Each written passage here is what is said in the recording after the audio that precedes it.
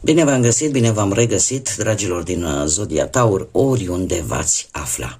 Suntem din nou împreună la o nouă lectură general colectivă pentru perioada cuprinsă între 19 până pe 25 ianuarie inclusiv, așa că toți cei care aveți soarele, luna, Venus, ascendentul în Zodia Taur, această lectură este de asemenea și pentru voi.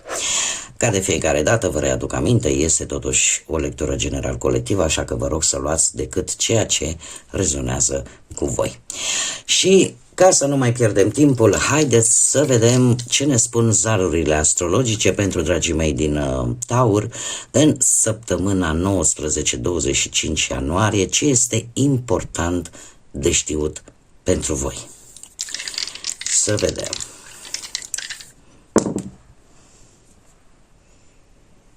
Avem casa a patra, avem Zodia Rac și aici îl avem pe Marte. Haideți să vedem. Marte. Să știți că o să fiți un pic mai impulsiv decât în mod normal. Sunteți mult mai energici, mult mai activi și eu aș spune în mare parte vis-a-vis de familie. Veți avea, ca să zic așa, anumite provocări, anumite inițiative, mult curaj, într-o situație care poate privi în special legăturile cu mama, cu părinții, cu familia apropiată. Casa 4 ne vorbește tot de familie și ne vorbește de moștenirea voastră biologică. Probabil că casa 4 reprezintă acel cămin unde tu te-ai născut. Viața ta familială, cu părinți, cu strămoși, e posibil ca unii dintre voi este o ciudată această combinație între Marte și Zodia Rac, în special pentru cei care aveți poate un ascendent în Rac. De ce? Pentru că Racul în general este mămica, ca să zic așa, al zodiacului. De ce? Pentru că este foarte atașată de familie, foarte atașată de copii și în permanență încearcă să păstreze, să facă tot ceea ce ține de ea pentru a oferi protecție căminului. Acum, putem vorbi strict de familia voastră, de unde voi provineți și de anumite situații care probabil o să vă necăjească un pic sau o să vă ridice așa la un alt nivel instinctul de supraviețuire, instinctul, acel mecanism de apărare, dar ce este foarte interesant că vă și împinge să rezolvați anumite situații legate poate de o casă, de o locuință, nu știu, o schimbare de casă, o renovare de locuință, pentru care, cum să spun eu, pentru voi contează foarte, foarte mult. Și în această săptămână aveți această energie foarte pregnantă a lui Marte, care spune, domne, gata, trec la acțiune, vreau să fac ceva, să vă simțiți mult mai motivați, indiferent că vorbim de o situație legată strict de familia voastră sau legată de un cămin, de o locuință în mod special. Le vom pune aici și haideți să vedem ce ne spune și tarotul. Ce vine pentru dragii mei din Taur în săptămâna 19-25 ianuarie? Să vedem.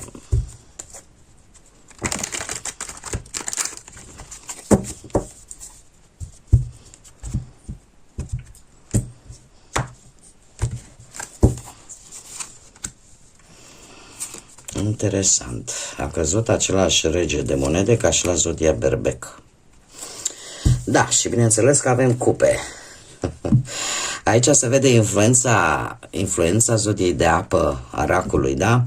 Bun, dragilor, deci, ideea care este că atitudinea voastră va fi una foarte mult mai fermă, dar fiindcă avem și acest rege de monede care vă poate reprezenta foarte bine pe voi, sau alte zodii de pământ, da? În afară de Taur, Fecioară sau Capricorn.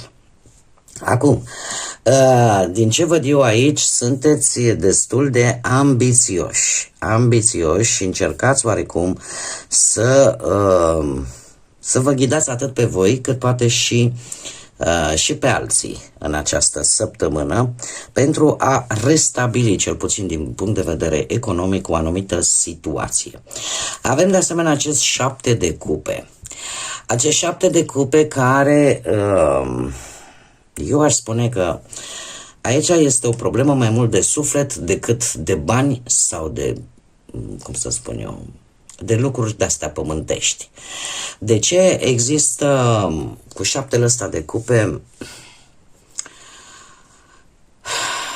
la niște, putem vorbi de niște repercursiuni în timp, vis-a-vis de anumite planuri, vis-a-vis de anumite idei pentru care voi v-ați făcut tot felul de speranțe, de vise, de iluzii.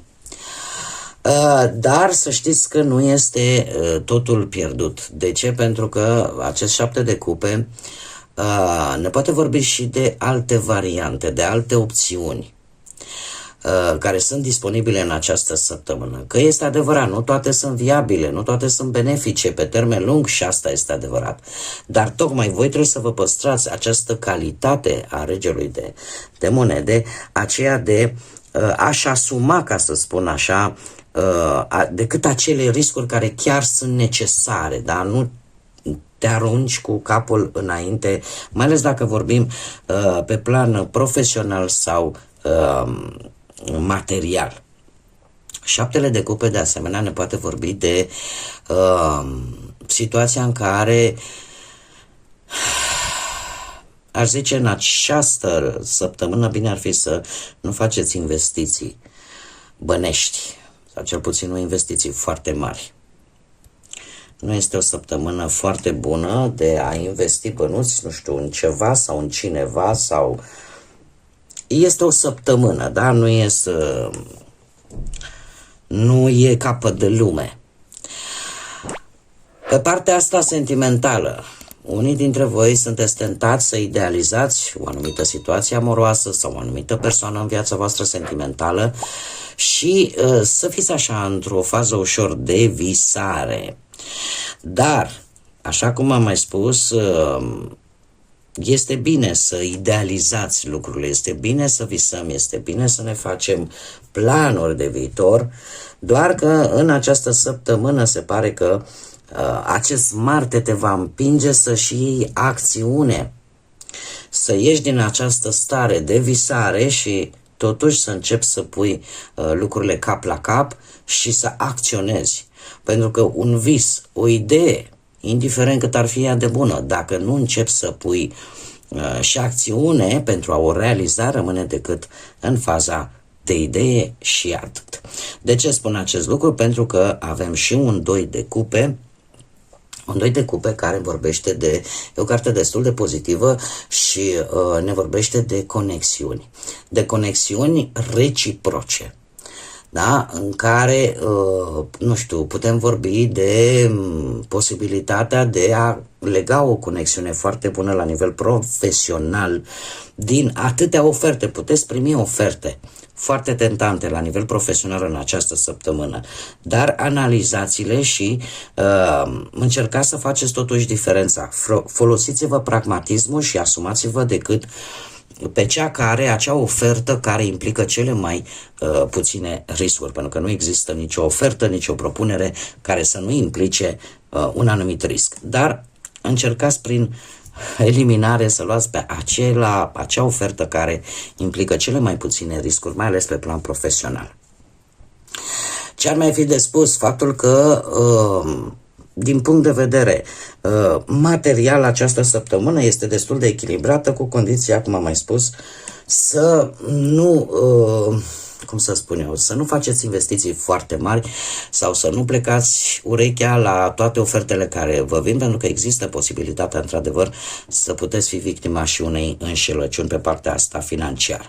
Dacă vorbim de partea asta sentimentală, aș spune că să știți că dragostea adevărată există, chiar dacă unii nu cred acest lucru și mai ales în relație se pare că e ca și cum mai spune, împreună putem face minuni, împreună putem schimba lumea. Da, pentru că există o conexiune foarte bună între voi și partenerul vostru, iar cei singurei aș spune că sunteți mult mai pasionali, mult mai emoționali, mult mai profunzi, iar asta se vede și cu energia racului din zarurile astrologice și mai ales când e vorba de Casa 4, care, cum am mai spus, ne vorbește de partea asta existențială, de baza existențială, sentimentală a fiecărui om. Acum, haideți să vedem care este mesajul divin pentru voi sau universal pentru voi. Încă un aspect foarte important, chiar și pentru cei care poate întâmpinați anumite probleme pe partea asta sentimentală, a relației pe partea sentimentală, să știți că se pot rezolva lucrurile, în primul și în primul rând, prin cinste, prin onestitate și prin înțelegerea cauzei care a provocat poate respectiva problemă în relațiile voastre. Pentru cei care aveți vă simțiți, rezonați cu această informație. Iar cei singurei, încercați să fiți voi înșivă, nu trebuie neapărat să faceți pe plac altora pentru simplu motiv de a fi acceptați. Nu, fiți voi înșivă și trebuie să vă spun că chiar dacă acest început de an nu a fost foarte roz pentru mulți dintre voi, lucrurile nu vor rămâne așa. Doar că voi fiind un semn fix, semnele fixe vor avea un pic mai mult de tras în acest an. De ce? Pentru că voi vreți stabilitate, iar 2026 este un an de foarte multă mișcare, de foarte multă mobilitate și vă împinge să ieșiți acolo din pătrățica voastră. Vă va împinge să faceți lucruri noi, să schimbați, vreți, nu vreți, anumite planuri, anumite gânduri și lucrul ăsta nu este foarte bine acceptat de către zodiile fixe, cum sunteți voi, cum e Leu, cum e Vărsătorul sau Scorpionul, care sunteți zodii fixe și unde vă place stabilitatea. Bun, haideți să vedem și care este mesajul important pentru voi, dragilor, din Taur în această săptămână 19-25 ianuarie 2026. Care este mesajul pentru dragii mei din Taur?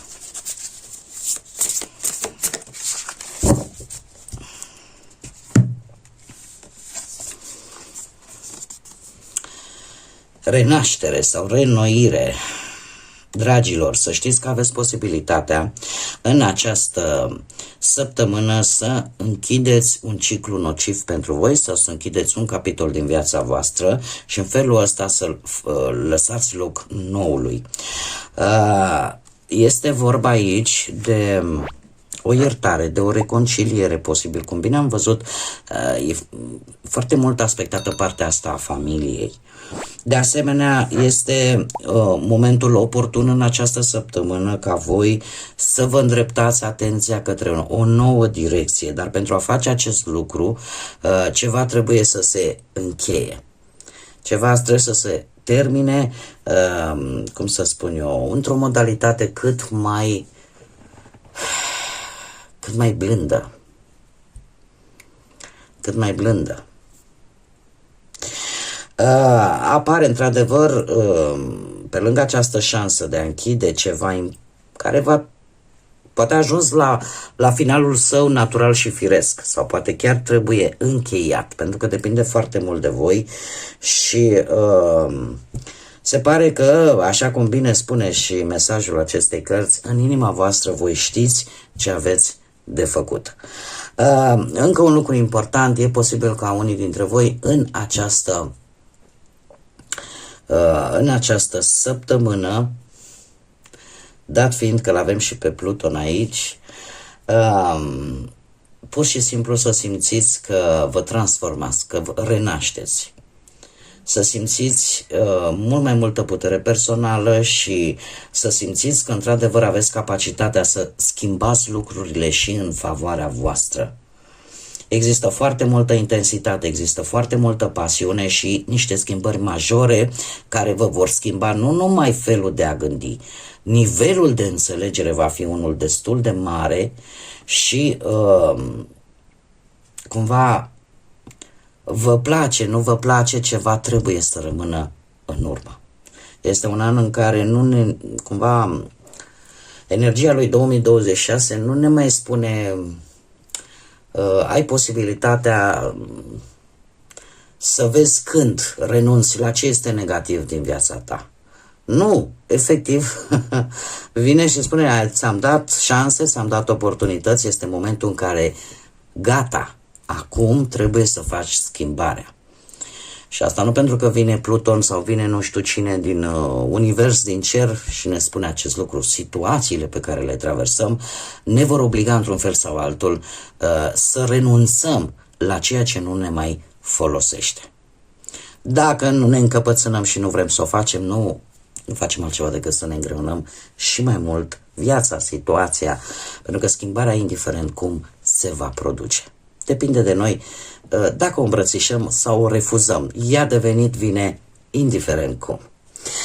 Bun, dragilor, eu vă mulțumesc pentru prezență, pentru că mi-ați fost alături.